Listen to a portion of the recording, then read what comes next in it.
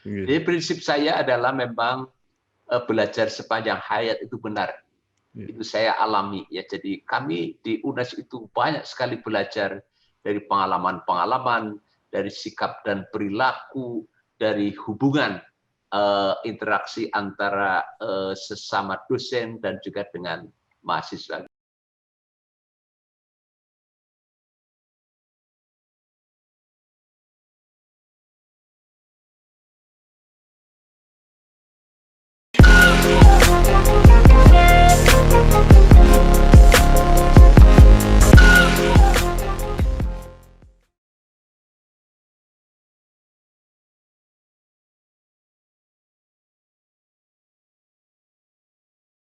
Assalamualaikum warahmatullahi wabarakatuh. Bersama saya Bambang Sadono di channel Inspirasi untuk Bangsa. Mudah-mudahan kita bisa berdialog di sini dengan jernih, berimbang, dan arif. Kami sedang mempersiapkan beberapa video untuk ikut Mangayu Bagyo Dies Natalis Universitas Negeri Semarang yang ke-56.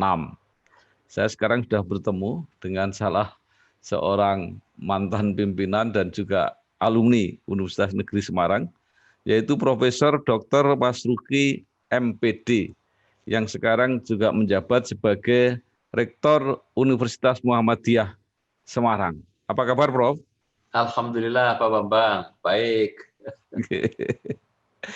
Yang pertama, Prof, mohon bisa diceritakan awal karir penjenengan di IKIP Semarang, kemudian pernah menjadi wakil rektor kalau tidak salah, mungkin sebelumnya juga pernah menjabat di fakultas, sampai saat ini menjabat sebagai rektor Unimus. Monggo, Prof. Iya, terima kasih. Saya masuk Universitas Negeri Semarang itu di bulan Oktober 1988 ya. Jadi sudah 34 tahun saya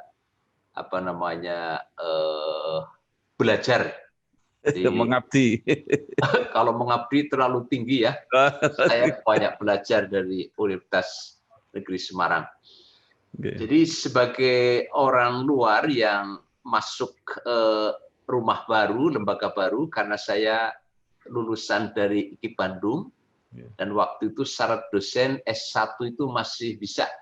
Dan tentu saya harus mempersiapkan diri secara mental untuk ikut belajar dengan para dosen senior yang ada di jurusan Pendidikan Kewarganegaraan, PKN, Fakultas waktu itu Fakultas Pendidikan Ilmu Pengetahuan Sosial. Kalau sekarang menjadi Fakultas Ilmu Sosial. Maka di sana memang saya banyak mengenal tokoh-tokoh, ada Pak Bambang Arumanadi SH almarhum, ada Pak Sugeng Suryanto almarhum, dan para senior yang lain sudah tentu yang tidak saya sebutkan satu persatu, mengikuti. Karena saya sebagai orang baru sudah tentu harus belajar, dan alhamdulillah memang saya memperoleh pengalaman-pengalaman baru yang sangat bagus, baik dalam human relationship di antara sesama dosen, kemudian juga bagaimana kita melakukan pembelajaran, melakukan interaksi dengan para mahasiswa, dan seterusnya.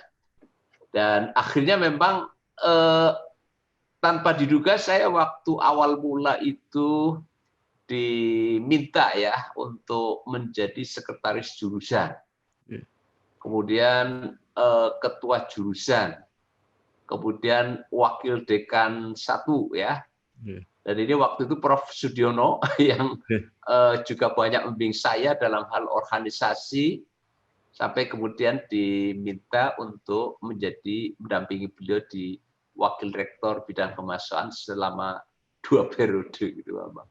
Jadi prinsip saya adalah memang belajar sepanjang hayat itu benar.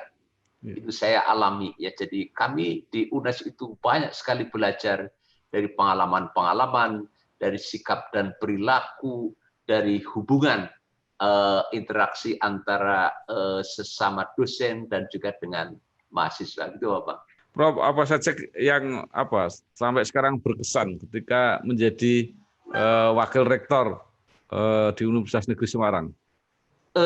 Pertama adalah karena saya wakil rektor bidang kemahasiswaan ya. Jadi wakil rektor itu kan ada bidang akademik, itu bidang 1. Wakil rektor bidang keuangan, kepegawaian bidang 2. Wakil rektor bidang 3 kemahasiswaan itu bidang 3 saya. Lalu wakil rektor bidang 4 itu bidang kerjasama. Jadi ada yang mengistilahkan wakil rektor bidang kemahasiswaan itu adalah wakil rektor yang penuh dengan air mata. Nah, karena berhadapan dengan mahasiswa. Kalau wakil rektor 2 itu wakil rektor yang penuh dengan mata air. Yeah. Tempatnya uang, ya. Yeah. Kalau wakil rektor 1 itu wakil rektor yang terkait dengan mata-mata. Mengawasi jalannya kegiatan kurikuler, dosen dan mahasiswa ya. Yeah. Kalau wakil rektor 4 itu wakil rektor yang terkait dengan main mata. Karena kerjasama Pak Bang. Yeah. Jadi mata-mata, kemudian mata air itu bidang 2 ya. Yeah. Bidang 3 itu air mata ya. Lalu yang keempat main mata, kerjasama ya. Kenapa dikatakan sebagai wakil rektor bidang air mata? Karena di bidang kemahasiswaan itu lingkup kerjanya adalah mulai dari menjadikan mahasiswa itu benar sampai mengantarkan kepada mahasiswa itu berprestasi. Dalam arti di awal tadi menjadikan mahasiswa benar itu mereka tidak usah demo secara merusak. Mereka tidak usah terkena narkoba. Mereka tidak usah terkena perkelahian dan lain sebagainya, perbuatan-perbuatan yang tidak terpuji, agar mereka menjadi mahasiswa yang betul-betul ideal student, ya, sebagai agent of change dan seterusnya, sampai kepada menghantarkan mahasiswa meraih prestasi. Oleh karena itu kalau kembali kepada tanya mana yang berkesan, ada 2 hal Pak Bambang yang berkesan. Pertama adalah ketika bisa menyelesaikan persoalan mahasiswa yang krusial. Jadi diantaranya waktu itu ya macam-macam, biasanya berurusan dengan kepolisian, lalu bisa diselesaikan, mahasiswa itu bebas, itu alhamdulillah ya. Artinya keberadaan diri saya dengan teman-teman itu merasa berguna. 1. Lalu kesan yang kedua adalah ketika prestasi mahasiswa meraih puncak di tingkat nasional maupun internasional. Kebetulan ada satu puncak ketika saya wakil rektor 3 itu kerjasama dengan seluruh para pembina kemahasiswaan. Universitas Negeri Semarang sempat menjadi pemenang kedua PIMNAS, Pekan Ilmiah Mahasiswa tingkat nasional. Waktu itu di Makassar, ya.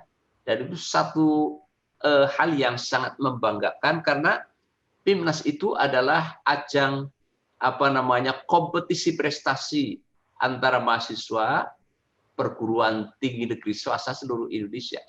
Di atas kita hanya Brawijaya waktu itu ya. Jadi ITB, Undip waktu itu belum maju dalam kemahasiswaan loh Pak Bang. Undip, IPB, UI itu di bawah kita waktu itu. Itu yang sangat membanggakan. Yaitu sudah tentu merupakan hasil kerja keras dari para pembimbing mahasiswa, para pembina mahasiswa, dan sudah tentu memang bidaan dari Pak Rektor waktu itu Profesor Sudiano Sastroatmojo. Itu 2 hal itu Pak Bang. Iya, Prof. Apakah pengalaman-pengalaman selama memimpin di UNES ini yang kemudian menjadi bekal atau bermanfaat ketika Prof. Masruki sekarang diberi amanah untuk memimpin Unimus?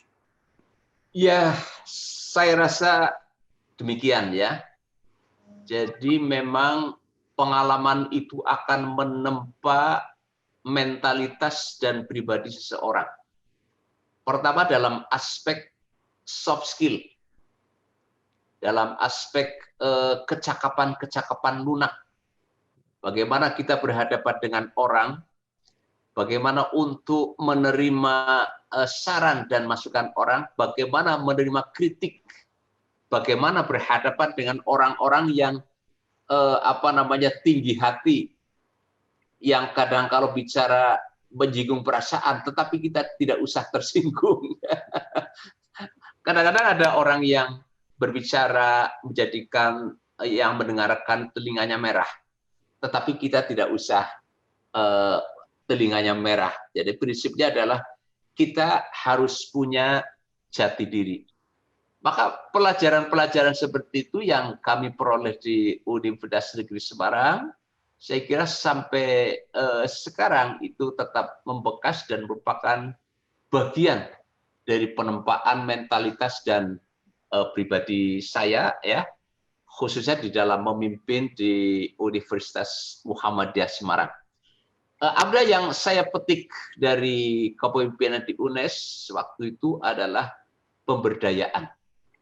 Pak Rektor Prof. Sudiono waktu itu, dan sekarang juga sering diungkapkan oleh Prof. Fatur, rektornya sekarang, bahwa sekarang itu bukan masanya Superman, tetapi super team. Ya. Orang yang hebat tetapi tidak terkoneksi itu akan kalah oleh orang biasa tapi yang punya relasi. Ya. Gitu, Bang. Pak Marzuki ketika mengabdi di UNES kan mengalami banyak pimpinan-pimpinan senior-senior yang mungkin berpengalaman. Mungkin ada kesan-kesan atau cerita tentang kehebatan para pemimpin UNES yang senior-senior dulu. Iya, saya di Universitas Negeri Semarang itu mengalami masa mulai Prof. Retmono, ya. Yeah. Kemudian setelah itu Prof. Ate Sugito, ya. Yeah. Kemudian Prof. Rasdi, kemudian Prof. Sudiono, Sastra Atmojo, dan sekarang Prof. Fatur Rahman. Yeah. Kelima pimpinan ini saya rasa punya karakteristik sendiri. Ada yang lembut, ada yang keras, ada yang lugas, ada yang pandai mengemas dengan bahasa yang apik, ya. Yeah. Jadi saya rasa spirit kepemimpinan mereka itu adalah untuk memajukan lembaga. Dan dengan gayanya masing-masing, dan itu merupakan ciri khas dari masing-masing pimpinan, itu saya kira kita yang harus memahami, ya. Katakanlah misalnya Prof. Retmono waktu itu adalah sosok yang ramah, ya, yang saya memandang cukup elitis tetapi cukup populis, ya. Ya, elitis tapi juga populis. Saya waktu kalau mau masuk ruangnya itu deg-degan dulu, Bapak. Iya. Karena Prof. itu orangnya ganteng, ya. Yeah. Jadi saya pikir wah saya rakyat kecil, ya. Yeah. Tapi orangnya sangat populis, ketika bertemu langsung menyapa, mengelus pundak saya waktu itu. Sehingga saya merasa wah, saya ini mau disapa oleh seorang sosok figur yang besar. Yeah. Jadi saya sangat terkesan dengan Prof. Retmono. Kemudian yang kedua Pak Prof. Ate Sugito, apalagi Prof. Ate. Kalau Prof. Ate ini memang sangat populis, ya, karena berangkat beliau adalah dari bidang kemahasiswaan, persis seperti Prof. Sudiono. Yang agak lugas itu adalah Prof. Rasdi. Yeah. Jadi ketika bertemu pertama barangkali, ya, orang kaget dengan gayanya yang lugas, kadangkala juga bicara belak-belakan, ya. Tetapi sesungguhnya pada diri Pak Rasdi itu juga punya hati yang sangat lembut, ya, yang beliau itu menyayangi dengan tulus kepada orang yang dihadapannya. Hanya gayanya saja, gaya bicaranya yang lugas, kadang-kadang keras, cepat memberikan law enforcement, ya, yang berprestasi dipuji, yang melakukan kesalahan juga dikritik habis-habisan, kadang-kadang begitu, ya. Dan ya saya memang memahami ya, dan itulah gaya seorang. Dan sekarang Prof. Fatur sudah tentu gayanya sangat indah kalau menurut saya, karena beliau orang bahasa ya. Jadi pandai mengemas ekspresi-ekspresi kepemimpinannya melalui ungkapan bahasa-bahasa yang indah. Betapa memang Prof. Fatur sekarang ghirah keilmuannya sangat tinggi, sehingga beliau ini menciptakan kondisi sedemikian rupa di kampus Universitas Negeri Semarang untuk terciptanya kompetisi prestasi dosen maupun mahasiswa dan juga tenaga kependidikan. Ini yang satu hal yang sangat saya apresiasi ya. Saya kagumi. Prof. Sudiono sudah tentu ya, karena konservasi itu lahir dari rahim kepemimpinan Prof. Sudiono Sastroatmojo. Ada satu ungkapan Prof. Sudiono waktu itu ya saya katakan Prof. Sudiono ahli strategi. Kalau kita terbawa kepada istilah riset university, kita tidak ada apa-apanya dengan UGM, dengan IPB, dengan UI, dengan Undip sekalipun. Oleh karena itu lalu beliau tidak akan terbawa arus ya menjadi riset university ya, tidak. Karena beliau sadar kalau itu kita hanya akan berada di barisan belakang. Kalau akan menjadi teaching university, kita akan kalah dengan UM Malang,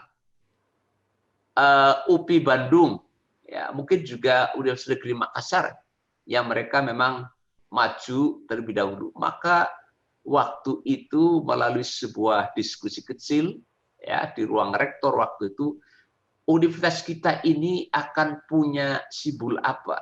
Maka muncullah gagasan beliau, waktu itu namanya konservatori. Tapi setelah diselidik, konservatori itu kurang pas, itu menunjukkan sebuah tempat bagi paduan suara. Maka menjadilah konservasi, Conservation University. Dan dengan konservasi ini Pak Bambang, dengan ada beberapa komponen ini bahkan dikenal tidak hanya di Indonesia, tapi juga di dunia internasional. Setidaknya saya pernah mendampingi Prof. Sudiono atas undangan Duta Besar Perancis untuk berkunjung ke 5 perguruan tinggi di Perancis. Ada di kota Montpellier, kota Angers, lalu kota saya lupa lagi namanya, ya sudah tentu di Paris juga, untuk berkunjung ke 5 perguruan tinggi yang di sana menerapkan Green Campus.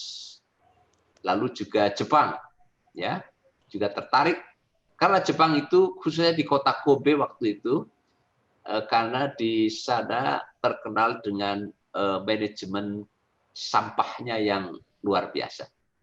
Prof. Mas Ruki, walaupun tadi diceritakan S1 dan S2 di IKIP atau UPI Bandung, tetapi S3-nya di UNAIS. Nah, mungkin bisa diceritakan pengalaman ketika kuliah di UNAIS. Jadi berarti Prof. Mas Ruki juga alumnus UNAIS. Monggo, Prof. Ya, saya S3 di Universitas Negeri Semarang, di kampus sendiri, karena sambil memegang amanah jabatan ya. Ya akhirnya terjadilah pertemuan-pertemuan di kelas, yang ngajar itu sudah tentu adalah kawan-kawan. Tapi saya sudah bertekad bahwa ketika kita kuliah, maka baju itu harus dilepas. Atribut-atribut sosial itu harus dilepas. Bahwa kita ini adalah seorang murid yang sedang mengguru kepada dosen, meskipun dosen itu adalah sahabat sendiri, meskipun dosen itu adalah kawan akrab kita. Kalau di kelas, saya berasumsi kita harus melepas atribut-atribut dan baju kita. Maka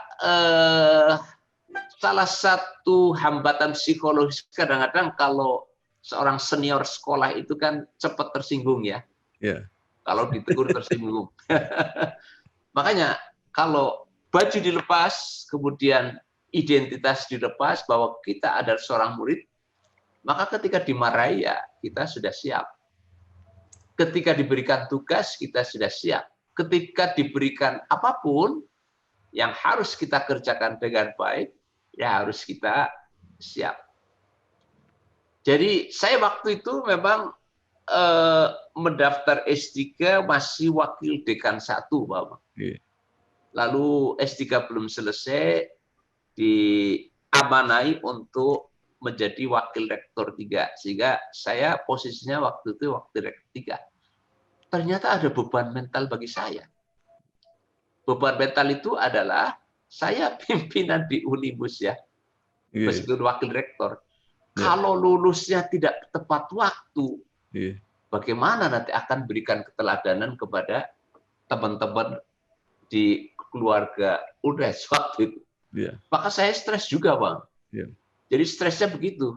Saya selaku pimpinan, kalau kuliah S3 lalu lulus tidak tepat waktu, maka bagaimana akan bisa ngomongnya itu digugu oleh keluarga besar. Terusnya adalah adik-adik saya. Gitu. Sehingga alhamdulillah saya tepat waktu, Bang. Ya, sehingga memang disertasi saya katakan itu saya selesaikan di banyak bandara, di banyak hotel. Bandara sambil nunggu pesawat kita buka laptop. Di hotel Raker kita tambahi 1 hari, kita konsentrasi di situ. Jadi alhamdulillah. Nah, setelah lulus tepat waktu, ketika akan wisuda saya stres juga, Bang. Saya ini pimpinan di wisuda. Kalau tidak menjadi lulusan terbaik, bagaimana saya bisa memberikan keteladanan? Jadi gitu ceritanya, Bang. Tapi dilalah ya waktu itu juga ya alhamdulillah ya jadi lulusan terbaik. Jadi saya pikir karena kondisi saya seperti ini istilahnya itu menang ya ora kondang, tapi kalah itu wirang. Istilahnya gitu, Bang. Iya, ini pengalaman yang sangat luar biasa dan menginspirasi. Terakhir, Prof. Mas Ruki, ini kan UNES kalau tidak salah ini ya cita-cita institusinya kan pengen menjadi PTN BH tingkat tertinggi lah di dalam jajaran perguruan tinggi negeri ini. Kalau menurut Prof. Mas Ruki, apa yang masih perlu dipersiapkan UNES untuk sampai ke situ? Ya, jadi ada 3 kategori di perguruan tinggi negeri ya. Jadi ada PTN Satker biasa, kemudian PTN PLU, lalu PTN BH, perguruan tinggi negeri berbadan hukum. Yang membedakan adalah bahwa ketika PTN BH itu otonomi kampus itu sepenuhnya berada di perguruan tinggi itu. Berbeda dengan ketika perguruan tinggi negeri itu masih PLU, apalagi hanya sekedar PTN Satker biasa. Ada prasyarat yang cukup kompleks, ya, mulai dari kelembagaan, ada syarat minimal akreditasi unggul pada program studi sekian persen. Saya agak lupa persentasenya, Bang. Kemudian SDM-nya, kemudian juga hasil riset, ya, produktivitas akademik dari perguruan tinggi, ya, lalu juga sarana prasarana dan juga kerjasama. Nah, saya rasa Universitas Negeri Semarang ini sudah mempersiapkan sedemikian rupa. Kebetulan ketua persiapan menuju PTN-BT adalah Prof. Mungin Edi Bowo. Beliau sekaligus juga ketua Majelis Rektor Universitas Negeri Semarang. Persiapan-persiapan sudah dilakukan, tahap-tahap yang dilalui sudah matang. Saya lihat UNES ini saat ini sudah memenuhi syarat untuk PTNBH. Dengan melihat berbagai prasyarat dan prestasi yang ada sekarang ini. Sehingga insya Allah tidak terlalu lama lagi, nanti Universitas Negeri Semarang pada usianya yang ke-57 ini bisa meraih derajat sebagai perguruan tinggi negeri berbadan hukum, menyusul PTNBH di perguruan tinggi yang lain, gitu, Pak. Baik, terima kasih Profesor Dr. Mas Luki MPD, Rektor Unimus yang juga alumnus Universitas Negeri Semarang atas semua kesan-kesannya, testimoni dan harapan serta doanya. Mudah-mudahan UNES bisa segera mencapai status PTNBH. Amin. Demikian Prof, terima kasih. Matur nuwun. Wassalamualaikum warahmatullahi wabarakatuh. Waalaikumsalam warahmatullahi wabarakatuh. Terima kasih Pak Bambang.